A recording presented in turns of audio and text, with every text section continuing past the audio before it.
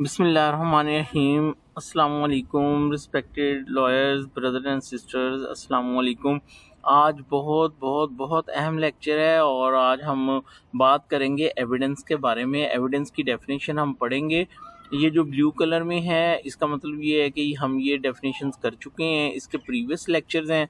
और जो red colour में है इसका मतलब ये है कि ये आज के लेक्चर में हम लोग जो है वो देखेंगे। आप लोगों से ये है कि अगर आपने पहला लेक्चर नहीं सुना तो उसको ज़रूर सुनिए। वो पूरा कानून शहादत ऑर्डर जो है उसका एक ओवरव्यू है, उसका एक इंट्रोडक्शन है। अगर आप वो लेक्चर सुन लेंगे तो बाकी आपके लिए बड़ी आसानी हो जाएगी। तो आज हमने एविडेंस की डेफिनेशन पढ़नी है। मैंने स्टीरियोटाइप चीज़ों से हट के और इन चीज़ों को मद्देनज़र रख के कि जो बेसिक चीज़ें हैं वो तो आप लोगों को भी पता होंगी, मैंने इसको इनोवेटिव वे में लेक्चर को तैयार किया है। और इंशाल्लाह आज के बाद आपके लिए जो एविडेंस है वो जो है वो आपके लिए जो है एविडेंस को समझना आपके लिए बड़ा आसान होगा। और मैंने आपको पहले भी बताया, फिर बता रहा हूँ कि ये जब हम डेफिनेशंस कर लेंगे ना, बाकी फिर कानून शहादत कुछ भी नहीं रह जाएगा, क्योंकि सारे प्रिंसिपल्स डेफिनेशंस के अंदर ही हैं जो हम कर रहे हैं, जिसके ऊपर टाइम भी लग रहा है इंशाल्लाह। और एक आप लोगों से ये है कि अनफॉर्चुनेटली मैं देख रहा हूँ कि डे बाय डे जैसे जैसे मैं कोई लेक्चर शेयर करता हूँ तो पार्टिसिपेंट्स कम होते जा रहे हैं। तो याद रखिए कि consistency and determination is the key for success. अगर आप डिटर्मिन्ड हैं तो आप बेशक बड़े आप इंटेलिजेंट नहीं होंगे, आपको चीज़ें जल्दी समझ नहीं आती होंगी, लेकिन अल्टीमेटली आप कामयाब हो जाएंगे। लेकिन अगर आप डिटर्मिन्ड नहीं है तो आप जितने मर्जी शाइनिंग हैं, इंटेलिजेंट हैं, फिर उसकी कोई ज़मानत नहीं है कि आप लोग जो है वो कामयाब हो जाएंगे। कहने का मतलब ये है, आप अगर पढ़ रहे हैं तो ठीक है, अगर नहीं यानी आप पढ़ा फिर कल नहीं पढ़ा, परसों नहीं पढ़ा, तो फिर आपको अपना जो है वो रिव्यू करना चाहिए अपने आप को। और कंसिस्टेंसी और डिटर्मिनेशन की तरफ जो है वो आपको जो है वो आना चाहिए। रिकैप करते हैं। पहला लेक्चर कानून शहादत ऑर्डर के बारे में था, पूरा ओवरव्यू था। दूसरे में प्रेम्बल थी। तीसरे में एप्लीकेबिलिटी थी कानून शहादत ऑर्डर की। चौथे लेक्चर में हमने कोर्ट की डेफिनेशन देखी थी। पांचवा लेक्चर बड़ा अहम था, उसमें हमने फैक्ट इन इशू और रेलिवेंट फैक्ट की डेफिनेशन जो है वो देखी थी। और आज छठा लेक्चर है जिसमें हम एविडेंस और डॉक्यूमेंट की डेफिनेशन देखेंगे। आज जो हम पढ़ेंगे उसमें हम चीज़ एविडेंस की मीनिंग को देखेंगे, उसकी डेफिनेशन को देखेंगे, उसका इस्लामिक कॉन्सेप्ट देखेंगे। कुछ एग्जांपल्स के साथ मैं उसको जो है वो एक्सप्लेन करूँगा। एक मिनट बारिश आ गई। फिर मैं एविडेंस की वजाहत करूँगा कुछ इलस्ट्रेशंस के साथ। इसके अलावा हम एविडेंस की काइंड्स को देखेंगे। प्रूफ एंड एविडेंस में जो डिफरेंस है उसको देखेंगे। एक टर्म है मैटर और एविडेंस, इसके दरमियान डिफरेंस को देखेंगे। एडमिसिबिलिटी ऑफ एविडेंस को देखेंगे। और उसके बाद कुछ मैं आपको प्रैक्टिकल नॉलेज दूंगा इसके बारे में। सबसे पहले डेफिनेशन आ गई एविडेंस की, और include all statement which the court permits are required to be made before it by witnesses in relation to matter of fact under inquiry. Such statements are called oral evidence, and all documents produced for inspection of the court, such documents are called documentary evidence. इसमें पढ़ने वाली कोई बात नहीं है। अच्छा जी, अब मैं आपको अपने तरीके से जो है इसका कॉन्सेप्ट देता हूँ। देखिए, एक फैक्ट है ना, एक फैक्ट है। इन रियल डेली लाइफ हम किसी को कहते हैं इट इज़ फैक्ट, हम इसको ट्रुथ के सेंस में बोलते हैं। लेकिन कानून शहादत ऑर्डर में ऐसे नहीं है।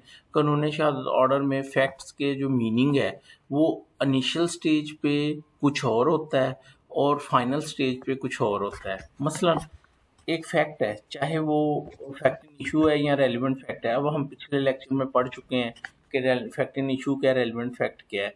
दरहकीकत ये कोई भी फैक्ट जो है वो माइट बी ट्रू और फॉल्स होता है।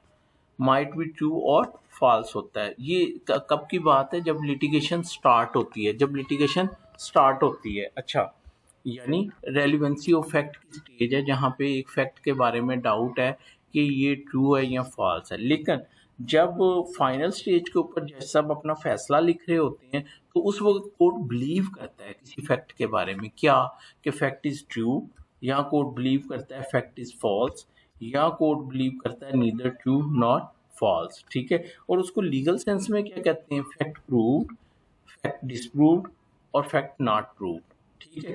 तो इनिशियल स्टेज पे क्या होता है, फैक्ट माइट बी ट्रू और फॉल्स, लेकिन जो फाइनल स्टेज होती है उसके ऊपर कोर्ट क्या होता है, court believes that a fact is true और फॉल्स। तो ये चीज़ है। अब जो इंटरेस्टिंग चीज़ है वो ये है कि अगर एक फैक्ट, एक कोर्ट में एक फैक्ट है और उस फैक्ट की जो डेस्टिनेशन है वो क्या है, फैक्ट प्रूव, फैक्ट डिसप्रूव या फैक्ट नॉट प्रूव्ड है, तो ये जो डेस्टिनेशन है ये कैसे अचीव की जाती है। अच्छा, इसको बोलते हैं, इस अमल को क्या कहते हैं, प्रूफ। इसको क्या बोलते हैं, प्रूफ। ये जो कोर्ट जो है फाइनल स्टेज के ऊपर, एप्रिसिएशन स्टेज के ऊपर कोर्ट इसको देखती है कि प्रूव हुआ है या नहीं हुआ, उसको बोलते हैं प्रूफ। तो अगर एक फैक्ट की डेस्टिनेशन प्रूफ है तो एविडेंस जो है वो रूट है, वो सड़क है, वो रोड है जिसके ज़रिए वो डेस्टिनेशन जो है वो अचीव की जाती है। If proof is the destination of a fact, evidence is the route या mean through which that destination is achieve. तो होप कि आपको मेरी बात की समझ आ गई है, ठीक है। कि अगर हम थोड़ी देर अजान का वेट कर लेते हैं, ठीक है। अस्सलाम वालेकुम, वेलकम बैक। अच्छा, तो एविडेंस का मैं क्या बता रहा था कि एविडेंस और प्रूफ में फ़र्क क्या है कि proof is the effect of an evidence, ठीक है। तो हो के आज के बाद आपको ये नहीं बोलेगा कि एविडेंस क्या है और प्रूफ क्या है, ठीक है। अच्छा जी, उसके बाद अब एविडेंस की डेफिनेशन में क्या कर सकता हूँ, available body of the fact which can be legally presented before court through medium of witnesses, record, document, concrete objects, etc. to prove or disprove the fact in issue is called evidence। थोड़ा सा मैं आपको बताता भी हूँ, इसके examples भी देता हूँ, लेकिन यकीन जानिए पूरा कानूनी शहादत ऑर्डर यही है। अगर आपको ये पता चल गया ना और आप इरिटेट हो रहे हैं कि सर पता चल गया है फैक्ट क्या है, फैक्ट इन इशू क्या है, रेलिवेंट फैक्ट क्या है, और ये भी पता चल गया एविडेंस क्या है, तो इसका मतलब अब आपको कानूनी शहादत ऑर्डर आ गया है और अब आप आगे खुद भी पढ़ सकते हैं, अल्हम्दुलिल्लाह। अच्छा जी, अब मैं एक और एग्जांपल आपको देता हूँ। लें जी, एक मर्डर ट्रायल है, उसमें जो फैक्ट इन इशू है वो है एक्ट ऑफ काजिंग डेथ। वो क्या है, एक्ट ऑफ काजिंग डेथ, ठीक है। अच्छा, इसके साथ हम देख लेते हैं एक डाइंग डेक्लेरेशन है, वो एक रेलिवेंट फैक्ट है, और एक जो है वो मोटिव है, ठीक है। अच्छा जी, अब इन ये रेलिवेंसी भी इनकी मैं शो कर रहा हूँ। अब यानी जैसा आपने देखा कि एक फैक्ट इन इशू है एक्ट ऑफ काजिंग डेथ, और उसकी प्रोसिक्यूशन शो कर रही है दो fact as a relevant fact, dying declaration और मोटिव, और जैसे हमने कहा कि भाई लाओ एविडेंस, लाओ एविडेंस। अब प्रोसिक्यूशन क्या करती है, ओहो ये क्या हो गया। अच्छा, अब प्रोसिक्यूशन क्या करती है, वो एक गवाह पेश करती है जो कहता है कि statement of C as witness before court that he himself saw the A causing death of B is called evidence. लो जी, अब जो प्रोसिक्यूशन जो है वो एक विटनेस पेश करेगी PW1, जो कोर्ट में पेश होकर ये कहेगा कि उसने क्या किया है, उसने ए को बी को मर्डर करते देखा है, ठीक है। तो इसको हम क्या बोलेंगे, बोलिए भाई, इसको क्या बोलेंगे, एविडेंस। शाबाश। अच्छा, इसी तरह फर्ज कर लीजिए, और ये कौन सा एविडेंस, ओरल। इसी तरह डाइंग डिक्लेरेशन है, तो इसमें the statement of person to whom it is made, जिसके सामने वो डाइंग डिक्लेरेशन बनाई गई है, उसकी जो स्टेटमेंट होगी वो क्या कहलाएगा, एविडेंस। और कौन सा एविडेंस कहलाएगा, ओरल स्टेटमेंट कहलाएगा, ओरल एविडेंस कहलाएगा। और वो पर्सन जिनकी मौजूदगी में वो डाइंग डिक्लेरेशन हुई है उसको क्या बोलेंगे, वो भी स्टेटमेंट है, वो भी ओरल एविडेंस है। इसके अलावा अगर उसकी वो उस मौके पे रिकॉर्ड की गई है उसकी वो डाइंग डिक्लेरेशन, ठीक है, तो वो इन राइटिंग जो डॉक्यूमेंट होगा उसको क्या बोलेंगे, उसको डॉक्यूमेंट्री एविडेंस बोलेंगे, ठीक है। इसी तरह मोटिव है, it is the version of the prosecution that A caused B death of B due to civil dispute of property pending in a civil court, ठीक है। The certified copy of the court proceeding in a civil suit between A and B in the evidence documentary evidence to prove the relevant fact motive civil dispute। देखिए, prosecution कहती है कि इसने कत्ल इसलिए किया है कि एक दावा चल रहा था, इनके दरमियान सिविल लिटिगेशन चल रही थी, तो अब उस मोटिव को साबित करने के लिए वो जो मुसद्दका नकलें आएंगी उन डॉक्यूमेंट्स की, उसको हम क्या बोलेंगे, उसको एविडेंस बोलेंगे। और किस सेंस में बोलेंगे, डॉक्यूमेंट्री एविडेंस उसको बोलेंगे। होप कि आपको मेरी बात की जो है वो समझ आ गई है, ठीक है। अच्छा, अब मैं आपको एक और चीज़ दिखाता हूँ। देखिए, एक फैक्ट इन इशू है, वो क्या है, ए कॉज बी डेथ, ठीक है, ये अब फैक्ट है।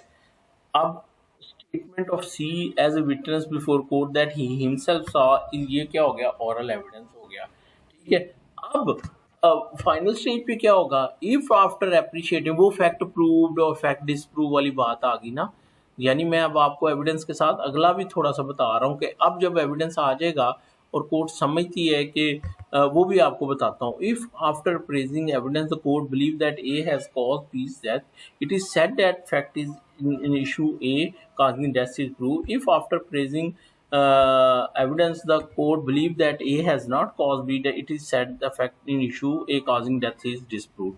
अब मुझे एक बात बताइए, क्या क्या ये एविडेंस अदालत आंखें बंद करके ले लेगी? Not at all. क्या एक पार्टी जो है वो अपनी मर्जी से जो है मर्जी से वो कोई एविडेंस दे सकती है? Not at all. देखिए मेरी एक बात सुनिए, सबसे पहला चेक एंड बैलेंस था रेलिवेंसी ऑफ फैक्ट का। वो क्या था कि प्रोसिक्यूशन ने बताना था कि ये जो फैक्ट इशू है और ये उसके साथ रेलिवेंट फैक्ट है। उसके बाद पार्टी ने कोर्ट में एविडेंस टेंडर किया, लेकिन अब वो एविडेंस स्टैंडर्ड का होना चाहिए और उसका एक मैकेनिज्म होगा पेश करने का, यानी क्वालिटी ऑफ एविडेंस देखी जाएगी। क्या evidence must be direct that witness saw the occurrence himself, in other words hearsay evidence is no evidence. ये मैंने एक एग्जांपल लिखी है, आपको पहले लेक्चर में मैंने बताया था, अभी मैं खुल के बात करता हूँ इसके ऊपर। ये क्वालिटी है और मैकेनिज्म क्या है कि भाई वो जनाब जो कह रहे हैं ना कि मैंने ए को मर्डर करते देखा है, वो घर बैठ के नहीं कह सकता, वो अदालत में आए, आके ऑन ओथ डिपोज करे, उसके बाद एग्जामिनेशन इन चीफ करे, दूसरा कौंसल जो है उसके ऊपर क्रॉस करेगा, फिर री एग्जामिनेशन होगा। ये सारी चीजें क्या है, ये सारी चीजें क्या है, ये मैकेनिज्म के बारे में और क्वालिटी के बारे में क्या है, ये इसका स्टैंडर्ड जो है इसको क्या बोलते हैं हम, इसी को तो बोलते हैं एडमिसिबिलिटी ऑफ एविडेंस। यानी एविडेंस का आ जाना काफी नहीं है, उसका एज पर कानून शहादत उसकी क्वालिटी और मैकेनिज्म का होना जरूरी है। अब मेरी एक बात सुनिए, अब पहला लेक्चर याद कीजिए, मैंने बताया था कि अगर एविडेंस जो है वो कानून शहादत ऑर्डर की किसी भी प्रोविजन से कंट्राडिक्टरी कर गया तो हम कहेंगे इनएडमिसिबल एविडेंस। इनएडमिसिबल एविडेंस का मतलब होगा कि जज जो है जब फैसला करने लगेगा एप्रिसिएशन स्टेज पे, वो उस एविडेंस के बारे में अपनी आंखें बंद कर लेगा, उसको कंसीडर ही नहीं करेगा अपने फैसले के लिए। लेकिन अगर वो एडमिसिबल होगा तो अब जज सब देखेंगे कि उसकी स्ट्रेंथ क्या है, उस एविडेंस की स्ट्रेंथ क्या है, क्या उसकी बुनियाद पे मैं एक पार्टी की फेवर में फैसला कर सकता हूँ या नहीं कर सकता। तो अब हम थोड़ा सा एडमिसिबिलिटी ऑफ एविडेंस को देख लेते हैं। एडमिसिबिलिटी है क्या? ये है एडमिसिबिलिटी का लिटरल मीनिंग है प्रॉपर टू बी रिसीव्ड, ठीक है। और एडमिसिबिलिटी ऑफ एविडेंस का मतलब क्या हुआ? As applied to evidence the term mean that it is of such a character that the court और जज is bound to receive it. Admissibility of evidence का मतलब क्या है कि जो स्ट्रिक्ट रूल्स ऑफ एविडेंस है, कानूनी शहादत ऑर्डर है, उसके तहत एक एविडेंस स्टैंडर्ड पे पूरा उतरा है और अब जज उसको कंसीडर करने का पाबंद है। और इनएडमिसिबल का मतलब क्या है कि कोर्ट उसको रिकॉर्ड करने का या उसको फाइनल स्टेज पे लेने का पाबंद नहीं है, ठीक है। अच्छा जी, मसलन all QSO except Article 69 to 19 provide strict rules as to the standard, quality and mechanism for production of evidence. For example, Article 18, evidence can be given only and only to prove or disprove a fact in issue or relevant fact. सबसे बड़ा rule of evidence, सबसे बड़ा rule of admissibility जो है वो article 18 है, जो ये कहता है कि एविडेंस जो है वो सिर्फ और सिर्फ एक फैक्ट इन इशू या रेलिवेंट फैक्ट को प्रूव करने के लिए दिया जा सकता है, ठीक है। यानी अब इसकी दो सेंस बनती हैं। क्या मतलब कि अगर जिस चीज़ को प्रूव किया जा रहा है, जिस चीज़ को प्रूव करना चाह रहे हैं, वो रेलिवेंट फैक्ट ही नहीं है, वो इरेलीवेंट फैक्ट है, ठीक है, वो इरेलीवेंट फैक्ट है, तो क्या कोर्ट एविडेंस की इजाज़त देगी? नहीं देगी। क्यों? क्योंकि पहले पार्टी को बताना पड़ेगा कि कानून शहादत ऑर्डर की फलां प्रोविजन के तहत ये जिस पे मैं एविडेंस देना चाहता हूँ वो क्या है, वो एक रेलिवेंट फैक्ट है, फिर ही कोर्ट उसको एविडेंस की इजाज़त देगी ना। और अगर कोर्ट ऐसे नहीं करेगी तो वो जो हमने बेसिक ऑब्जेक्टिव पढ़ा था टू डिसाइड द कंट्रोवर्सी एक्सपीडिशियसली, वो क्या हो जाएगा, वो डिफीट हो जाएगा। तो जज साहब ने ये देखना है कि जो एडमिसिबिलिटी क्या है आर्टिकल 18 के तहत, कि कोर्ट ने ये देखना है कि जो एविडेंस देखना चाह रहा है क्या वो एक फैक्ट इन इशू और रेलिवेंट फैक्ट के बारे में ही है। अच्छा, अब आप एक और चीज़ देखिए, एक चीज़ पार्टीज के दरमियान एडमिटेड है, यानी फैक्ट इन इशू नहीं है, claim by one party denied by other party है ही नहीं, और पार्टी कहती है जी कि फर्ज कर ले वो डॉक्यूमेंट है जो एडमिटेड है, और वो पार्टी वकील साहब जिद में खड़े हो गए जी मैंने तो एविडेंस देना है इसको साबित करने के लिए, तो क्या कोर्ट इजाजत देगी? बिल्कुल नहीं देगी। क्यों? क्योंकि आर्टिकल 18 कहता है कि एविडेंस सिर्फ और सिर्फ किसका आ सकता है, in respect of the fact in issue और रेलिवेंट फैक्ट के बारे में जो है वो एविडेंस जो है वो दिया जा सकता है। फिर मैंने आपको एक और एग्जांपल बताई थी कि जज साहब ने क्या किया कि एविडेंस लिया किस पॉइंट के ऊपर कि जी he is bad in character, ठीक है, क्रिमिनल केस के अंदर नारकोटिक्स का केस था, और फिर उसकी बुनियाद पे कन्विक्शन कर दी, तो कोर्ट ने सेटिस्फाइड कर दी कन्विक्शन ये लिख के कि भाई आर्टिकल 18 के तहत एविडेंस सिर्फ और सिर्फ फैक्ट इन इशू और रेलिवेंट फैक्ट का आ सकता है, जबकि जो character bad character in criminal cases जो है वो अंडर आर्टिकल 67 68 रेलिवेंट ही नहीं है, अनलेस के वो खुद अपना गुड करैक्टर जो है वो डिपोज करे, तो उसकी बुनियाद पे वो कन्विक्शन क्या होगी, वो सेटिस्फाइड होगी। तो मैं एक एग्जांपल आपको जो है वो दे रहा हूँ, ये देखिए ये एग्जांपल यहाँ पे भी लिखी हुई है, एज पर आर्टिकल 18 एविडेंस में be given of the existence और non existence of a fact in issue और relevant fact, any evidence given or relevant fact is called inadmissible as per article 70, it is unless evidence of good character is given, no evidence of bad character in civil as well as criminal case is irrelevant, so any evidence adduced to establish bad character is called inadmissible evidence। कोई कसर नहीं रहेगी, मेरा ख्याल है आपको समझ आ गई है। अच्छा जी, एक और एग्जांपल है, एविडेंस मस्ट बी डायरेक्ट और हेयरसे एविडेंस इज नो एविडेंस। देखिए अब ये भी तो एक रूल ऑफ एडमिसिबिलिटी है ना, और ये कहाँ पे लिखा हुआ है, आर्टिकल 71 में लिखा हुआ है कि evidence must be direct, a document produce as evidence must be in original. ये देखें, ये मैंने आपको कहा था ना, पूरा कानून शहादत ऑर्डर क्या है, वो basically about the quality and mechanism of production of evidence के बारे में है। तो ये आर्टिकल 73 है, a statement of a witness must be followed by cross examination and re examination. तो ये जहाँ पे वो डेफिनेशन है, मेरा ख्याल है आर्टिकल 130 है, उसके करीब ये है, ठीक है, कि उसको क्रॉस एग्जामिनेशन और री एग्जामिनेशन की भी।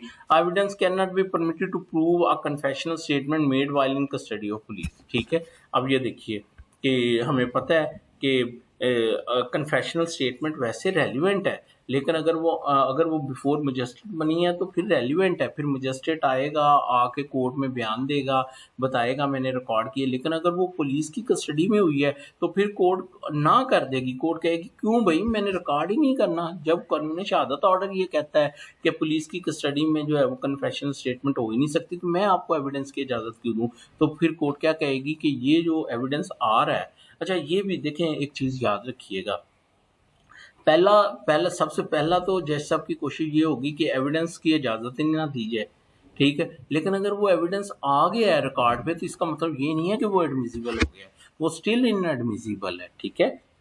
अच्छा जी, who is to decide admissibility, article 131 कहता है कि फोरमोस्ट ड्यूटी तो ये किसकी है, जज की है, एडमिसिबिलिटी डिसाइड करना। लेकिन कोर्ट किसी भी पार्टी को कह सकती है, किसी भी काउंसिल को कह सकती है कि मुझे बताएं कि ये फैक्ट रेलिवेंट है या नहीं है, ये, और उसके बाद ये बताएं ये एडमिसिबल पीस ऑफ एविडेंस है या नहीं है।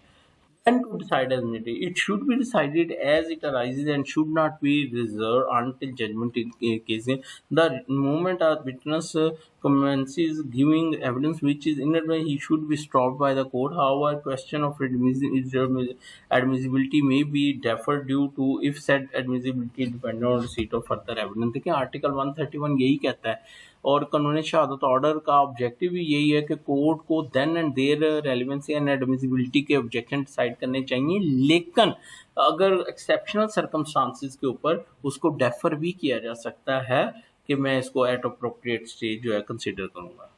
अच्छा जी, वेदर रेलिवेंसी और admissibility is to be decided first, ये तो अब मेरा ख्याल है अब कोई कसर नहीं रहेगी ये बताने में। When a fact is proposed to be adduced in first step, court will satisfy itself whether proposed evidence is relevant as per article 18 और not. If court is convinced about relevancy, next step is admissibility.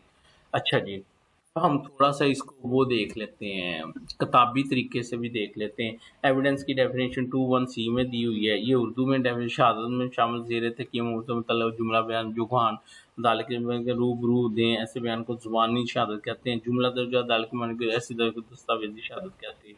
अच्छा, अब एक चीज़ देखिए, मैं आपसे जो share करने लगा हूँ, जो पहला लॉ था उसमें था एविडेंस मीन्स एंड इंक्लूड, लेकिन जो अब लॉ है, जो कानूनी शहादत ऑर्डर है, तो उन्होंने मीन्स का वर्ड निकाल दिया है। इसको मैं आगे चल के एक्सप्लेन करूंगा, ये एक कंट्रोवर्सी है, इसको मैं आगे चल के एक्सप्लेन करूंगा, ठीक है।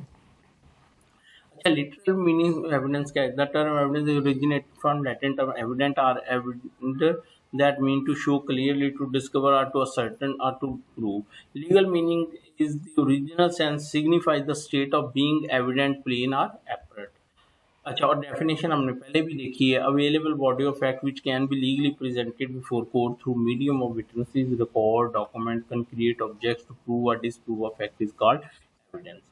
Islamic interpretation of term evidence. Evidence is information. The Arabic word for evidence is shahadat. The root word being shahad.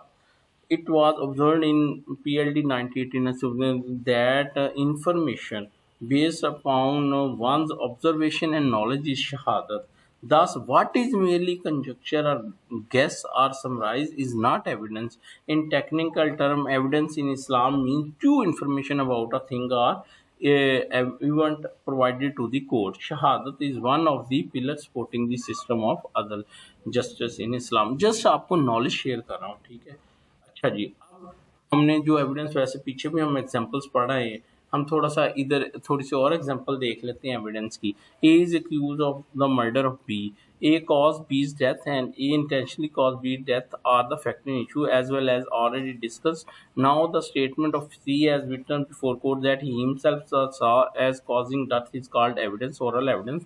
Once court believe that statement and punishment believes that statement and punishes A for committing murder, we say that evidence is the proof of the fact in issue.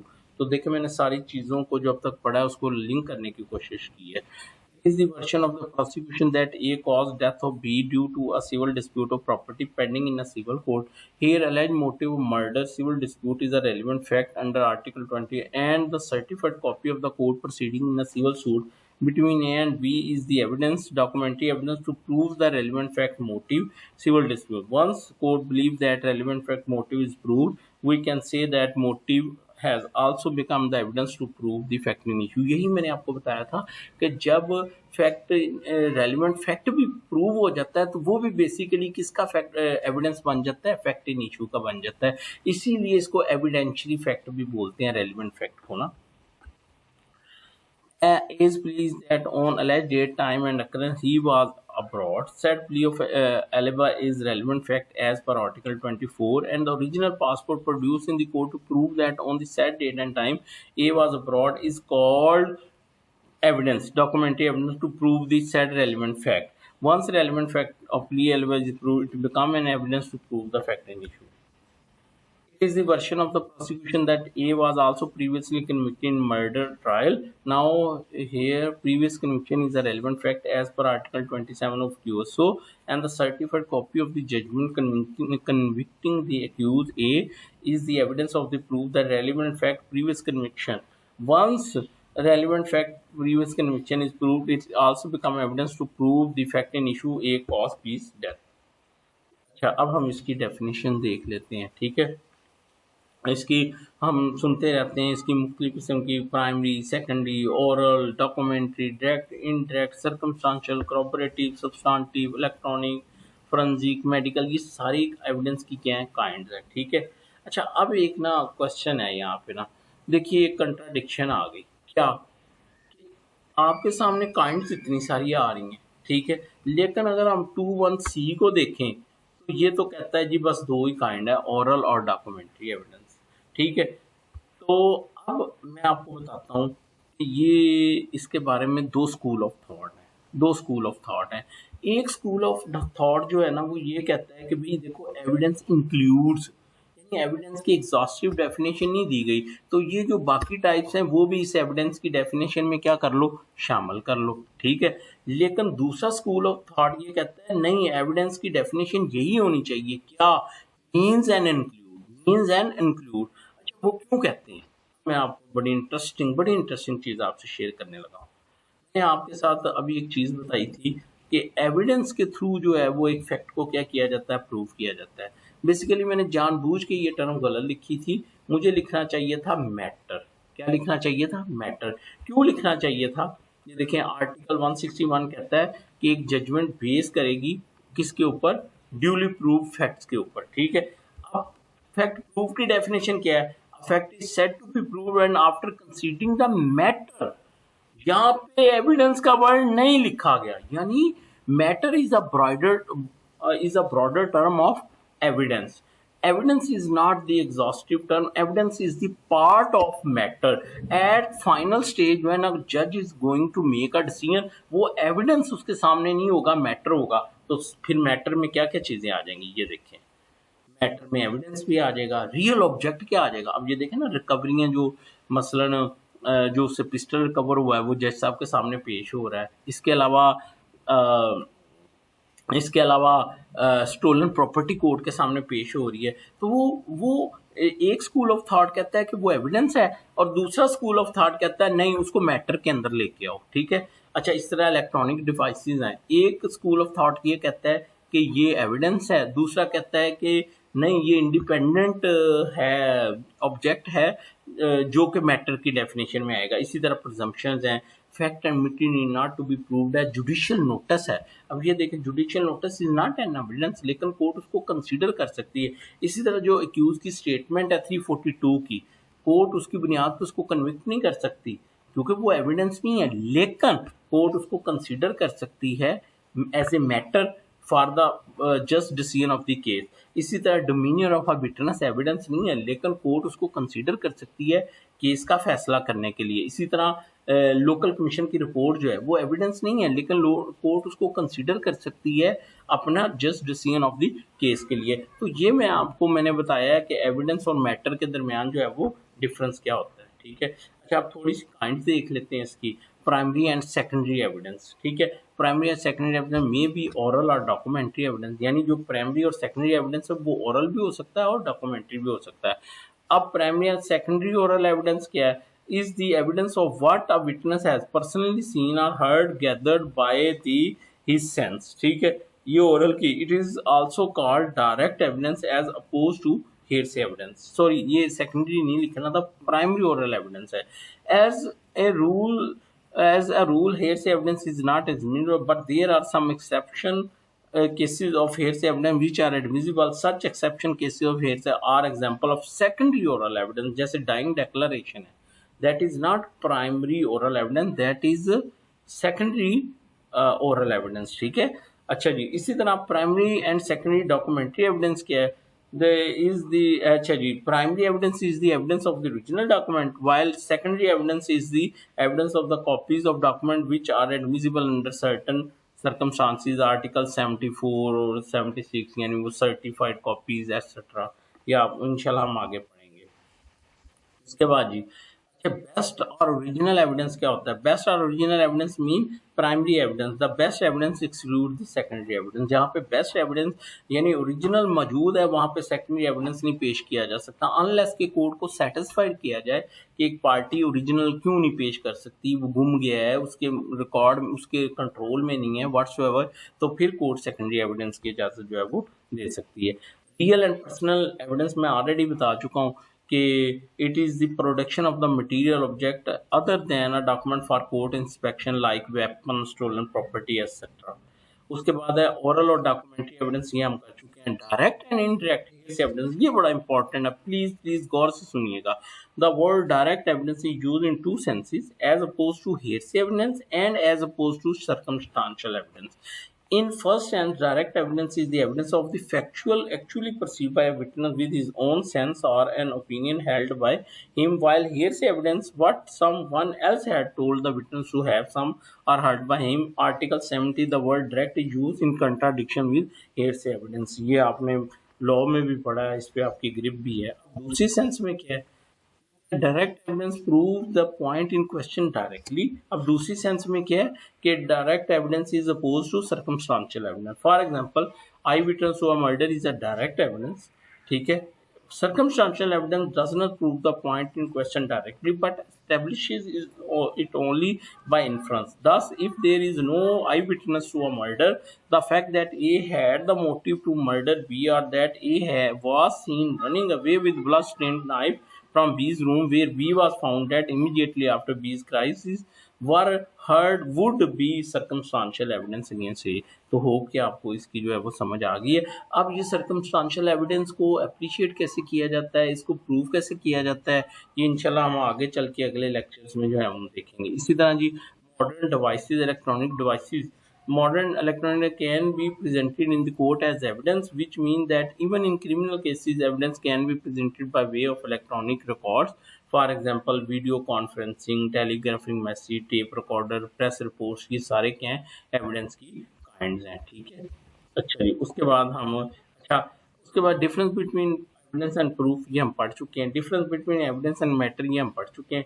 Admissibility of evidence हम पढ़ चुके हैं। अब थोड़ा सा practical knowledge ले ले। ये देखें, ये किस तरह एविडेंस कोर्ट के अंदर लिखा जाता है। ये उर्दू में, इंग्लिश में मैंने आपको जो है वो बताया हुआ है। ठीक है। PW1 करके ये ओरल एविडेंस लिखा जा रहा है। ठीक है, ये ओरल एविडेंस लिखा जा रहा है। उसके बाद कोर्ट अपनी जजमेंट में कैसे रेफर करता है उस एविडेंस को, PW1, PW2 और डॉक्यूमेंट को एग्जिबिट के जरिए रेफर किया जाता है। अच्छा, अब अगर पेपर में आपने ये डेफिनेशन अटेम्प्ट करनी है तो ये मेरा एक तरीका है, मैं जिस तरह लिखा करता था। ओरल एविडेंस की डेफिनेशन कैसे है, यानी प्रेजेंटेशन के हवाले से मैंने शेयर किया है इसको। अच्छा जी, अब हम डॉक्यूमेंट की डेफिनेशन देख लेते हैं। इसकी ज़रूरत तो नहीं है एनी हाउ। अच्छा, ये जो एविडेंस की डेफिनेशन थी इसका दूसरा हिस्सा था ऑल डॉक्यूमेंट्स। अब डॉक्यूमेंट की डेफिनेशन क्या है, बिल्कुल ऐसे ही है जैसे PPC में है। Document mean matter express or described upon any substance by mean of letter, figure और मार्क्स, और by more than one of those means intended to be used for or which may be used for the purpose of recording of that matter। ठीक है। दस्तावेज से मतलब कोई भी मवाद जो किसी शैब जरिया हरूफ अदाद आलम या इनमें से एक से ज़ायद ज़राए से जिसका इस मवाद को कलमंद करने का इस्तेमाल में लाया जाए या हो सकता है ज़ाहिर या बयान किया जाए। अच्छा जी, आगे उसकी एग्जाम्पल्स क्या हैं। Writing is a document, word printed, lithographed और photographed or document, a map or plan is a document, an inscription on a metal plate or stone is a document, or caricature is a document। ठीक है। अब ये देखें, मैंने paper में कैसे attempt की थी या कैसे मैं लिखा करता था इसकी डेफिनेशन, आप भी इसको देख के इस तरह लिख सकते हैं। वो फिर याद रखनी भी इजी रहती है, याद करना भी उसको इजी होता है अगर डॉक्यूमेंट की डेफिनेशन इस तरह लिख ली जाए। ठीक है, इसके इंग्रेडिएंट भी वाज़ेह हो रहे हैं, इंटेंडेड फॉर। अच्छा, अब थोड़ा सा वो देख लेते हैं, ये लिथोग्राफ्ट क्या होता है। ये आपके सामने है लिथोग्राफ्ट की एक आपके सामने वो आ रही है, डॉक्यूमेंट आ रहा है कि किस तरह से उसको जो है वो लिखा गया है। ठीक है। इसी तरह जो इंस्क्रिप्शन है, ये देखें ये कैसे इंस्क्रिप्टेड डॉक्यूमेंट आपके सामने जो है वो आ रहा है। ठीक है। इसी तरह कैरिकेचर क्या हो सकती है, वो भी आपके सामने, ये जो कार्टून बने होते हैं अखबार वगैरह, इसको क्या कहेंगे, कैरिकेचर इज अ डॉक्यूमेंट। ठीक है। अच्छा जी, डॉक्यूमेंट्स के बारे में अदर टर्म्स भी हैं। आर्टिकल 17 कहता है कि अगर फिनेंशियल मैटर है 2 विटनेस होने चाहिए। आर्टिकल 70 to 70 से कहता है कि डॉक्यूमेंट के कंटेंट्स को कैसे प्रूव किया जाएगा। 78 to 84 कहता है कि उसकी एग्जीक्यूशन को कैसे प्रूव किया जाएगा। 85 कहता है पब्लिक डॉक्यूमेंट्स कौन से होंगे। 86 कहता है प्राइवेट डॉक्यूमेंट्स कौन से होंगे। 87, 80, 89 जब वो बताता है कि पब्लिक डॉक्यूमेंट को कैसे साबित किया जाएगा। 90 to 98 जो है वो एक डॉक्यूमेंट की प्रिजम्पशन के बारे में बात करता है। ठीक है। जज़ाकल्लाह, थैंक यू सो मच। मुझे ज़रूर कमेंट करके बताइएगा और प्लीज़ शेयर कीजिएगा, लोगों से शेयर किया करें अपने व्हाट्सएप स्टेटस के ऊपर, उसका लिंक शेयर किया करें विद सूटेबल कैप्शन, ताकि वो लोग जो सीखने के इंतज़ार में हैं उन तक जो है वो नॉलेज सदका जारिया पहुँच सके। मुझे अपनी दुआओं में याद रखिएगा। अल्लाह हाफिज़।